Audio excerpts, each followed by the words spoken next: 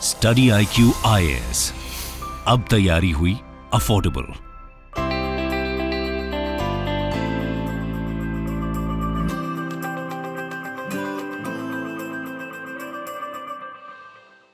नमस्कार दोस्तों, मैं हूं अंकित अग्रवाल। स्वागत करता हूं आप सभी का स्टडी IQ पर। दोस्तों, जैसा कि आपको पता है, यूपीएससी फाउंडेशन कोर्स जो कि स्टडी IQ के द्वारा लॉन्च किया गया है, और ये जो नया कोर्स हम लेकर आए हैं जिसमें लाइव टीचिंग कराई जाएगी। जो भी आप सब्जेक्ट पढ़ोगे हमारे एजुकेटर्स के द्वारा, पॉलिटी, हिस्ट्री, इकोनॉमी, कुछ भी आपको लाइव पढ़ाया जाएगा। और जो मेन मकसद है हमारा ये लाने का, वो यही है कि जो फैसिलिटीज आप दिल्ली आकर लेना चाहते थे, वो सब कुछ, इनफैक्ट मैं तो कहूंगा उससे कहीं ज्यादा फैसिलिटीज आसान तरीके से आपको घर बैठकर मिलने वाली है। तो इसके कई सारे जो फीचर्स हैं उसके बारे में तो हम डेली डिस्कस करते रहते हैं, जैसे 900 plus hours of live teaching हो गया। इसके अलावा इसके अंदर जो MCQ बेस्ड लर्निंग है, 1-to-1 मेंटरशिप हो गया, या फिर जो आंसर राइटिंग प्रैक्टिस है, ये सारी चीजें और भी बहुत सारे फीचर्स आपको मिलते हुए देखने को मिलेंगे इस पर्टिकुलर कोर्स में, और हम लगातार आपको गाइड करते रहेंगे। लेकिन इससे भी ज्यादा जो एक बड़ी चीजों की आवश्यकता थी इस कोर्स के अंदर, और ज्यादातर जो स्टूडेंट्स हैं जो यूपीएससी की तैयारी कर रहे हैं, उनको इसकी बहुत आवश्यकता होती है, वो है मेंटरशिप की। मेंटर क्या होता है? देखिए, इसमें क्या हुआ है, ये जो पूरा कोर्स लाया गया है उसके अंदर हमने कोशिश की है कि आपको गाइडेंस दी जा सके। तो मेंटर क्या होता है? एक प्रकार से मेंटर वो होता है जो ऑलरेडी इन सारी चीजों से गुजरा हुआ है, जिसने इस एग्जाम को दिया होगा, जिसने इस एग्जाम को क्लियर किया है। तो फॉर एग्जांपल, मैंने भी इस एग्जाम को दिया था, यहां पर मेंस दिया हुआ है मैंने। तो ये जो मेरा एक्सपीरियंस रहा है, इसके अलावा जो हमारे फॉर्मर ब्यूरोक्रेट हैं, आपने अनिल स्वरूप सर का नाम सुना होगा, फॉर्मर कोल सेक्रेटरी रह चुके हैं। आपको याद होगा जो कोल स्कैम हुआ था उसके बाद उनको कोल सेक्रेटरी बनाया गया था, तो उन्होंने बहुत ही अच्छे तरीके से उसके ऊपर काम करके यहां पर अपना एक्सपीरियंस पुट किया। तो वो सारी चीजें, ये सारे ब्यूरोक्रेट हो गए, हम हो गए, सभी लोग आपको मेंटरशिप करेंगे। मतलब कि इस एग्जाम में रिक्वायरमेंट क्या है, आपकी लाइफ के अंदर अगर कोई डिमोटिवेशन है, सब कुछ हमारे द्वारा टेक केयर किया जाएगा इसको लेकर। तो इस कोर्स को अवेल करने के लिए आप जल्द से जल्द हमारे बैच को ज्वाइन करिए। जो भी लेटेस्ट बैच आ रहा है आप उसको ज्वाइन कर सकते हैं, और साथ ही साथ कोड इस्तेमाल डेफिनेटली करिएगा अंकित लाइव, क्योंकि इससे होगा क्या कि आपका जो पूरा कोर्स है 25,000 का, वो सिर्फ अभी के लिए 18,500 में आपको मिल जाएगा। तो जल्द से जल्द इसका फायदा उठाइए, और जो हमारी मेंटरशिप है उसका भी ज्यादा से ज्यादा बेनिफिट लीजिए। Thank you. सो सर, अगला क्वेश्चन, आप क्योंकि आप एजुकेशन की बात कर रहे थे, and you have been the secretary in education department, पहले HRD मिनिस्ट्री थी। सो क्या बता सकते हैं सर कि जिस तरह का अभी 2-3 साल का फेज रहा है पैंडेमिक के दौरान एजुकेशन में, 2-3 साल गए हैं, मतलब बच्चों के, आई डोंट नो कि किस तरह से वो रिकवर कर पाएंगे चीजों को। और इसमें जो सबसे बड़ी प्रॉब्लम मुझे लगी वो था अफोर्डेबिलिटी का, एक्सेसिबिलिटी का, जो दूर दराज के इलाके में लोग रह रहे हैं। तो क्या आगे फ्यूचर किधर देखते हैं सर? क्या डिजिटल एजुकेशन ही एक फ्यूचर है आगे चलकर? किस तरह से आगे इसको किया जा सकता है? देखिए, कोविड पे किसी का नियंत्रण नहीं था, लेकिन अच्छी बात यह है कि उसके होते हुए भी बहुत सारे अच्छे काम हुए। सीमाएं थी, समस्याएं थी, लेकिन अच्छे काम हुए। और उन अच्छे कामों में एक बात जो सामने आई कि टेक्नोलॉजी का उपयोग शिक्षा के क्षेत्र में कैसे हो सकता है। ये पहले शायद इतना किसी ने सोचा नहीं था। शिक्षा क्या, गवर्नेंस के क्षेत्र में भी अब लोगों को यह समझ में आ गया कि टेक्नोलॉजी के माध्यम से बहुत कुछ काम किया जा सकता है। बट मेरा यह मानना है कि टेक्नोलॉजी कभी सामान्य शिक्षा को रिप्लेस नहीं कर सकती, क्योंकि शिक्षा में केवल आदमी को पढ़ना नहीं है, पढ़ाना नहीं है, उसको और बहुत सारी चीजें सीखनी है, जो कि वो म्यूचुअल, जब वो इंटरेक्ट करता है फिजिकली किसी से, तो उससे व्यवहारिक रूप से बहुत सारी चीजें सीखता है।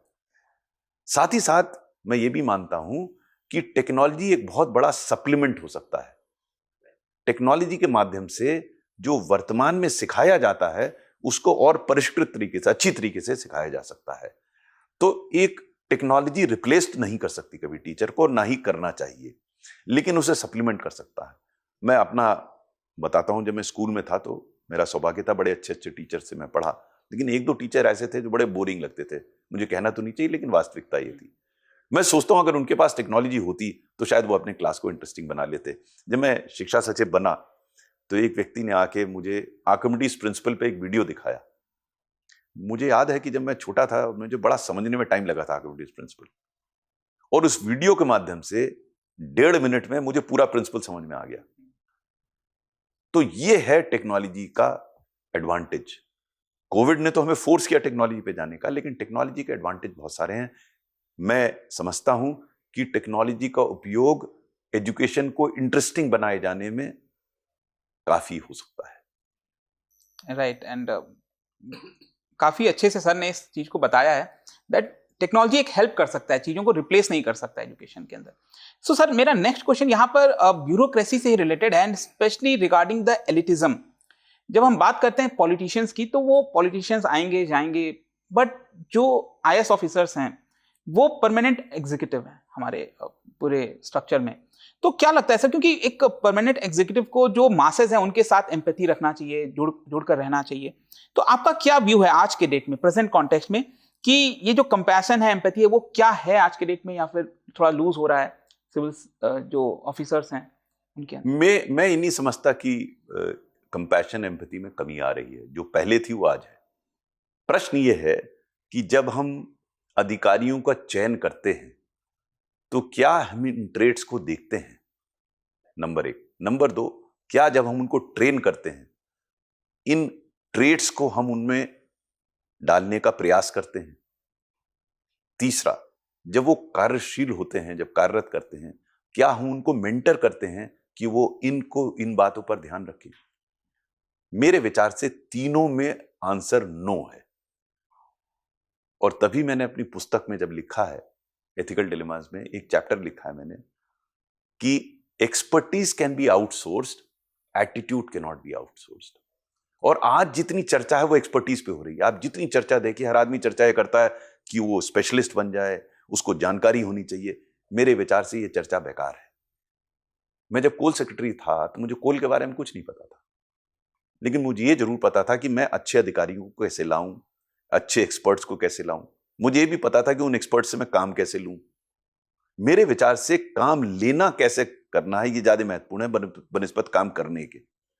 हम झुक जाते हैं कि हम एक्सपर्ट बन जाएं उसमें। मान लीजिए मैं कितनी एक्सपर्टीज प्राप्त कर लेता कोल में कोयला सचिव बनने के लिए, और क्या वो मेरे लिए उपयोगी होती? मुझे कोयले की खुदाई तो करनी नहीं थी। एक्सपर्टीज वहां होनी चाहिए जहां जिसको काम करना है।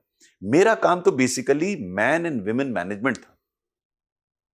ये हम भूल जाते हैं। हम कहते हैं एक्सपर्ट हो जाए। लोग कहते हैं वित्त सचिव जो है, फाइनेंस सेक्रेटरी, वो फाइनेंस का, तो फाइनेंस के एक्सपर्ट क्या होगा? बैंकिंग में होगा एक्सपर्ट, इंश्योरेंस में होगा, बजटिंग में होगा, किस चीज का एक्सपर्ट होगा? और क्या वो एक्सपर्ट होकर काम करा पाएगा?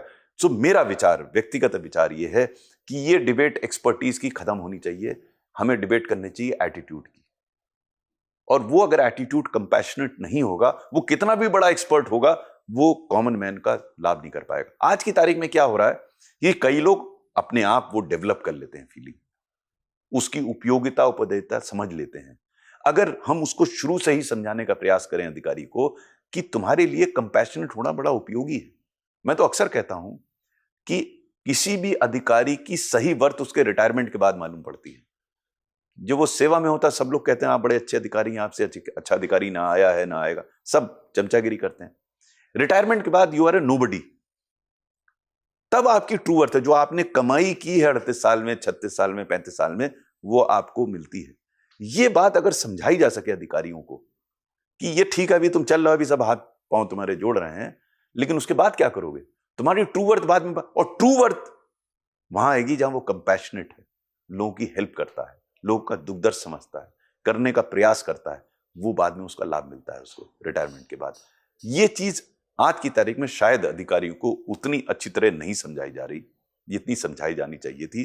तो कुछ अधिकारी तो स्वतः ही ऐसा उनकी मानसिकता बन जाती है, लेकिन अन्य अधिकारियों को अगर ये दर्शाया जाए कि आप उन अधिकारियों की तरफ देखिए जिनके अंदर ये फीलिंग थी, कंपैशन था, वो सक्सेसफुल हुए, उन्होंने अच्छा काम किया, तो शायद वो भी उनके रोल मॉडल बन सकेंगे। प्रश्न ये है कि आज की तारीख में जो यंग अधिकारी सेवा ज्वाइन कर रहा है, उसका रोल मॉडल कौन है? उसके हिसाब से वो चयनित करेगा कि पैसा बनाना ज्यादा अच्छा है या नाम कमाना ज्यादा अच्छा है या किसमें क्या बुराई है। ये समझ वो अपने आप ढूंढता है और फिर वो ऐसे उदाहरण देखता है जिसमें उस समझ की उसकी प्रतिपूर्ति हो सके। राइट सर, बहुत ही अच्छे से सर ने समझाया, चीज़ों को लिंक किया है, दैट इज सिंपैथी और इसके बारे में।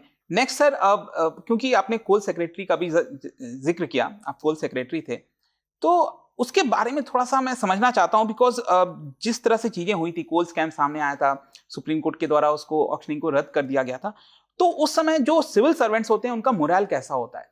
आई मीन जो हायरार्की है, जो रूल्स हैं, प्रोसीजर्स हैं, उससे हटकर काम करना, मतलब जो मोरल है आई एम श्योर कि डाउन होता होगा, और उसकी वजह से जो डिसीजन मेकिंग है उसमें डिले होता है। तो ये सारी चीजों को कैसे सर आप बताना चाहेंगे? जब मैंने कोयला सचिव के रूप में कार्यभार ग्रहण किया तो सबसे बड़ी समस्या थी मोराल की।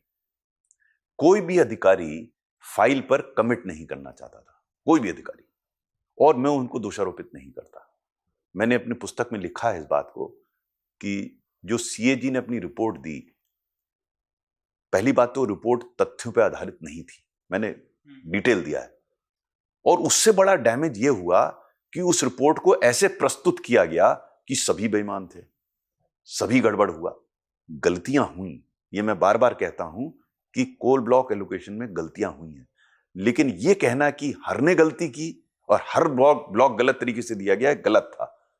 आप सोचिए कि यह ब्लॉक का आवंटन 1990 के दशक से शुरू हुआ था, और यह कह देना उससे लेकर 2014 तक जितने हुए सब गलत थे, ये गलत है। हाँ, उसमें कुछ ब्लॉक गलत थे, और यही कार्य सीएजी को करना चाहिए था, विस्तार से जाना चाहिए था, ये बताना चाहिए था इसमें कौन से ब्लॉक गलत हैं, कौन से सही हैं। ये नहीं किया, ये तो पहली गलती है, और उसका मैं ज्यादा चर्चा नहीं करूंगा क्योंकि डिटेल मेरी पुस्तक में उपलब्ध है। दूसरा जो इससे गंभीर बात थी कि इसको ऐसे दर्शाया गया, मुझे स्मरण है कि एक सीएजी की रिपोर्ट को डिप्टी सीएजी प्रेस कॉन्फ्रेंस में यूं दिखा रही थी, उससे ऐसा लोगों को समझ में आया कि सब गड़बड़ है। तो अधिकारियों ने शायद यह सोचा कि निर्णय ना लेना बेहतर है बनिस्पत इसके निर्णय लो। यही समस्या मुझे सबसे ज्यादा फेस करनी पड़ी कि कोई अधिकारी फाइल पे कमिट नहीं करना चाहता था। मैं समझता हूं इतिहास में पहली बार हुआ होगा कि सचिव स्तर पर जो हमने कोल ब्लॉक ऑक्शन किए उसमें कमिट किया मैंने, उससे फिर अधिकारियों को धीरे धीरे कॉन्फिडेंस आया कि सचिव साहब खुद ही करने को तैयार हैं, खुद ही लिख रहे हैं, आरंभिक टिप्पणी खुद कर रहे हैं कि किसको आवंटित किया जाए। तो धीरे धीरे वो कॉन्फिडेंस बिल्ड हुआ। मुझे याद है कि एक जॉइंट सेक्रेटरी मेरे पास आए पत्रावली लेकर, मैंने दस्तखत कर दिया, तो उसने कहा कि सर आपने पत्रावली पढ़ी नहीं। मैंने कहा मैं अकेले थोड़ी ना जाऊंगा तिहाड़ जेल, तुम भी जाओगे साथ में मेरे। तो आज तक याद करता है इस चीज को, बिकॉज मैं कॉन्फिडेंस दिखाता था अपने अधिकारियों में, और फिर वो अधिकारी आज भी कोट करता है कि सर हम हर फुल स्टॉप कॉमा देख कर लाते थे कि आप तो हम पे विश्वास कर रहे हैं, और कहीं गड़बड़ हो गया तो हम भी जाएंगे, आप भी जाएंगे। विश्वास बिल्ड करना मेरे विचार से सबसे बड़ा काम था। उस समय अविश्वास का माहौल पैदा हो गया था। सीएजी रिपोर्ट से सबसे बड़ा नुकसान अविश्वास का माहौल था। राइट, एंड दैट्स व्हाट, जब सर ने ये बात बताई एंड उसी समय उनकी पुस्तक का जो नाम है मेकिंग थिंग्स हैपन, तो जैसे पुस्तक का नाम है not just a civil servant, उसमें मैंने इस चीज को बताने का प्रयास किया। उसमें विस्तार से बताया है कि कैसे क्या क्या समस्याएं कोल सेक्टर में थी और कैसे उन समस्याओं का समाधान किया गया। Not just a civil servant पहली पुस्तक थी। स्टडी IQ IAS, अब तैयारी हुई अफोर्डेबल।